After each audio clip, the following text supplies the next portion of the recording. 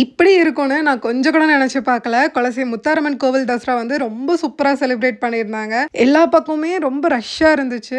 நாங்க ஃபர்ஸ்ட்டு வந்துட்டு போக முடியாது போல. இன்னொரு நாள் வந்து போய்க்கலாம் அப்படின்னு தான் ஃபர்ஸ்ட்டு நெனச்சோம். அதுக்கப்புறம் சரி இவ்வளோ தூரம் வந்துட்டோம்ல, எப்படியாவது போய் சாமி கும்பிட்டுறலாம் அப்படின்ட்டு ரூ.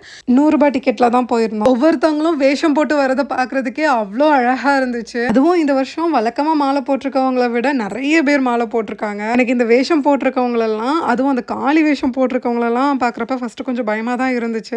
அதுக்கப்புறம் கொஞ்சம் நேரம் கழிச்சு அந்த அளவுக்கு ஒண்ணும் தெரியல. அப்புறமா அவங்க பக்கத்துல நின்னு ஃபோட்டோ கூட எடுத்துக்கிட்டேன். தென் சூரசம்ஹாரம் பார்த்தீங்கன்னா, கடற்கரை கிட்ட வச்சு தான் பண்ணுவாங்க. அங்க வந்து இங்கேயே வந்து இந்த அளவுக்கு கூட்டமா இருக்கு. அங்க எந்த அளவுக்கு கூட்டமா இருக்கும் அப்படின்ட்டு அந்த பக்கமே நாங்க போவே இல்ல. இந்த கோவில் எங்க இருக்கு அப்படின்னு பார்த்தீங்கன்னா, திருச்செந்தூர்ல இருந்து ஒரு 1/2 அன் ஹவர் டிராவலிங் டிஸ்டன்ஸ்ல தான் இருக்குது.